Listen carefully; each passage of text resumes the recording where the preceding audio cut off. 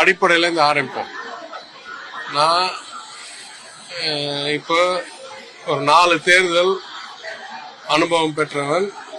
என் தொகுதி மட்டும் இல்லை, எங்க கழகத்துடைய தகவல் தொழில்நுட்ப அணியை எங்க தலைவர் அறிவுறுத்தலின் உருவாக்கி அதை சாதாரண வெறும் ஐடி அணி இல்லாம தேர்தல் பணியில் சிறப்பாக பயிற்சி பெறுவதற்கு பல படிகள் எடுத்து 16 தேர்தல் அந்த அணி கிடையாது, 19லயும் 21லயும் பல வேட்பாளர்களை நிறுத்தி அதனால் பயிற்சி பெற்று எல்லாம் ஆராய்ச்சி செஞ்சு எல்லாம் பண்ணதனால் தேர்தல் விதிமுறைகள் பற்றி கொஞ்சம் கூடுதல் தகவல் ஆய்வினால் வந்த தெளிவு பெற்றவன் நான். இதனால் 2026 பாராளுமன்ற தேர்தல் வரும்போது ஒரு நீண்ட கட்டுரை ஒன்று எழுந்தேன், 10-12 பக்கம். பட்டியல்ல இருந்து, விதிமுறைகள்ல இருந்து, ஆணையத்துடைய செயல்பாட்டிலிருந்து, ஃபார்ம் 17, ஃபார்ம் 20 மிஸ்மேட்ச்ல இருந்து, போலிங் மாடல்ல இருந்து, போலிங்க்கும் கவுண்டிங்க்கும் நடுவில் இருக்கிற கேப்ல இருந்து, கவுண்டிங்ல இருக்கிற பிழைவுல இருந்து ஒரு 20-25 இடங்களில் இதை சிறப்பிக்கணும் என்று எழுதினவன் நான். அது மட்டும் இல்ல, இந்த டேட்டாவை பல முறை பல வகை அனலைஸ் பண்ணவன். குறிப்பா ஒரு உதாரணம் சொல்றோம். ஆர்கே நகர்ல 2016 தேர்தலுக்கு பிறகு 2 இடைத்தேர்தல் நடந்தது. ஞாபகம் இருக்கா? ஒன்னு அறிவிக்கப்பட்டு பின்வாங்கிட்டாங்க, இன்னொன்னு அறிவிச்சு நடந்தது. முதல் பொது தேர்தலுக்கும் 2வது இடைத்தேர்தலுக்கும் நடுவுல 30,000 வாக்காளர்களை நீக்கினாங்க தேர்தல் ஆணையம். நீக்கின பிறகு நாங்க அந்த தகவல் எடுத்து ஆய்வு செஞ்சும் போது 2800க்கு மேல் உதாரணங்கள் டூப்ளிகேட் இல்ல, ஒரு அட்டை 6 முறை அதே தொகுதியில் இருந்தது,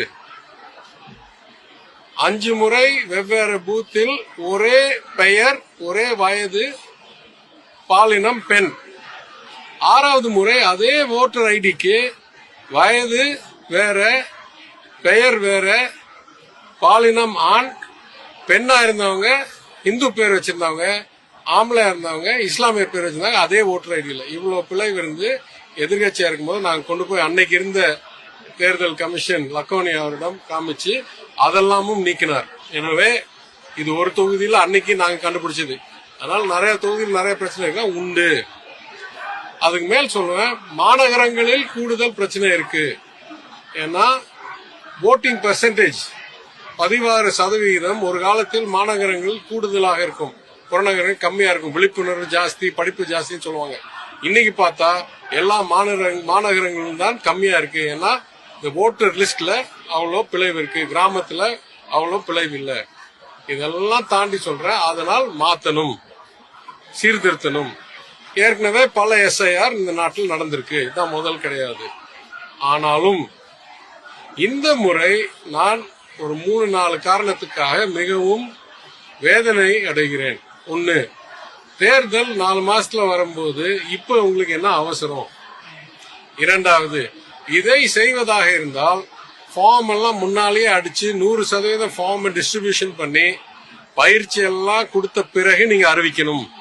நீங்க அறிவிச்ச பிறகு ஃபார்ம் அடிக்கிறீங்க, அறிவிச்ச பிறகு பயிற்சி அளிக்கிறீங்க, அறிவிச்ச பிறகு ஆளை தேர்ந்தெடுக்கிறீங்க, யாரு BLO-வா இருக்கணும், யாரு சூப்பர்வைசர். அதாவது எப்படி பண மதிப்பிழப்பில் வாய்க்கு வந்ததை பேசிட்டு அதுக்கப்புறம் நோட் அடிக்கிறது, ATM மாத்துறதுன்னு வேலை செஞ்சிருந்தாங்களோ, இந்த முறையும் ஆசைக்காக ஒன்னு அறிவிச்சுட்டு செயல்பாட்டை பத்தி கவலைப்படாமல் அறிவித்து விட்டார்கள் என்ற கவலையும் வேதனையும் வருகிறது. குறிப்பாக சொல்றேன், 3வது பிரச்சனை, இந்த டேட்டா என்ன சொல்றாங்க, 2005 மாநகரங்கள் இல்ல 2002 புறநகரங்கள் அன்னைக்கு நடந்த SIR-இல் உங்கள் பெயர் இருந்தால் நீங்க வெறும் புது போட்டோ மாத்திரம் போட்டுட்டு நீங்க ஆட்டோமேட்டிக்கா கையெழுத்து போட்டு ஓட்டர் ஆயிடலாம். ஆனா மக்கள் தொகையும் சரி, தொகுதி வரையறையும் சரி நிறைய மாறி இருக்கு இந்த 2 ஆண்டுகளுக்கு முன்னால. நடுவுல 2005 பாத்தீங்கன்னா மத்திய மதுரைன்னு ஒரு தொகுதி இருந்தது உண்மை. ஆனா அன்னைக்கு வாக்காளர் எண்ணிக்கை வெறும் 1,40,000 அதுல பல பேர் தவறி இருப்பாங்க, பல பேர் ஊர் விட்டு ஊர் போயிருப்பாங்க. மிஞ்சி போனா அதுல 1,00,000 பேர் இன்னும் இன்னைக்கு இருப்பாங்க இங்க. ஆனா இன்னைக்கு வாக்காளர் எண்ணிக்கை கிட்டத்தட்ட 2,40,000. அப்போ 1,40,000 பேர் ஆட்டோமேட்டிக் குவாலிபிகேஷன் கிடைக்காது. இது என் தொகுதியில். பக்கத்து தொகுதி எடுங்க. மதுரை வடக்குன்னா அந்த மாதிரி ஒரு தொகுதியே கிடையாது 2005. 2011 மரவரையில தான் அது வந்துச்சு. கரெக்டா? அப்பனா அது 100% புதுசா எடுக்க வேண்டியிருக்கும். இல்ல பக்கத்து தொகுதியில இருந்து கொண்டாந்து காமிக்கணும். இந்த வேலையெல்லாம் 30 நாளுக்குள்ள முடிக்க முடியுமா? ஃபார்மும் பத்தல, ஆளும் பத்தல, ஆளுடைய ட்ரைனிங்கும் பத்தல. இவங்கெல்லாம் முழு நேரம் வேற வேலை செய்து கொண்டிருக்கிறவர்கள். இந்த பிஎல்ஓ போட்டிருக்காங்களா, அவங்கெல்லாம் சிறப்பாக பயிற்சி பெற்று நாள் பூரா இந்த பணி செய்கிற நபர்கள் இல்ல. அவங்க ஏற்கனவே அரசு ஊழியர்கள், வேற ஏதோ பணியில் இருக்கிறார்கள். கூடுதல் பணியாக இந்த வேலை கொடுத்திருக்கு. கூடுதல் பணியாக இவ்வளோ குறுகிய நாட்களில் குறைந்த பயிற்சியுடன் தேவையான ஃபார்ம் ஆட்டோமேட்டிக்கா கையில இல்லாம எப்படிங்க நீங்க இத்தனை கோடி பேரை இவ்வளோ குறுகிய நேரத்தில் சேர்க்க போறீங்கள்? எல்லா செயல்பாடும் இந்த ஒன்றிய அரசோடது. வாயில வட சுடுறது ரொம்ப சுலபம். அது செயல்படுத்துறதுக்கு திறன் வேணும், திட்டமிடணும், யோசிக்கணும். ஆக்சுவலா கிரவுண்ட்ல யாரு போய் பண்ண போறாங்க, அவங்களுக்கு என்ன நம்ம சக்தி கழிக்கணும், எவ்வளவு நேரம் கொடுக்கணும், இதெல்லாம் நீங்க நினைக்காம நான் ஆணையிட்டால் அது நடந்துவிடும்னு இறைவன் மாதிரி நினைச்சா இது சாத்தியமே இல்லை செயல்பாட்டுக்கு. கடைசியா சொல்றேன், ஒரு காலத்துல தேர்தல் ஆணையத்துல போய் தகவல்லாம் டவுன்லோட் பண்ணா அதை ஈஸியா கம்ப்யூட்டர் டேட்டா பேஸ்ல ஏத்துற அளவுக்கு இருந்தது. அது எக்ஸல்ல பிடிஎஃப் மாத்தி பிடிஎஃப் பப்ளிஷ் பண்ணுவோம். இல்ல ஒரு காலத்துல கேட்டா எக்ஸலா கூட கொடுப்பாங்க. அப்பனா அதை எடுத்து ஆய்வு செய்யறது மிகவும் சுலபம்.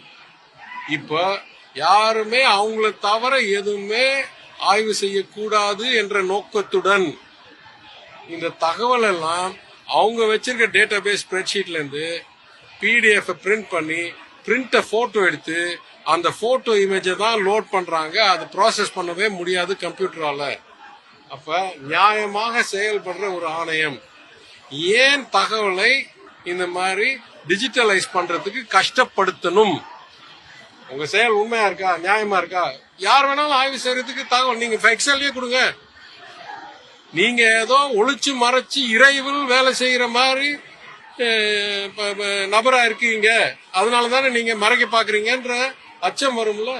அதனால இந்த திட்டமே இந்த நேரத்தில், இந்த குறுகிய நேரத்தில், தேர்தலுக்கு முன்னால் இந்த குறைந்த ஒரு பணியாளர்கள் எண்ணிக்கை வைத்து என்ன சொல்றாங்க, ஒரு பூத்துக்கு ஒரு ஆள், ஒரு பூத்துல 1000 ஓட்டு இருக்கு, ஒரே ஒரு ஆள் இந்த 1000 ஓட்டை வேலிடேட் பண்ணணும்னா எவ்வளவு நேரம் ஆகும்?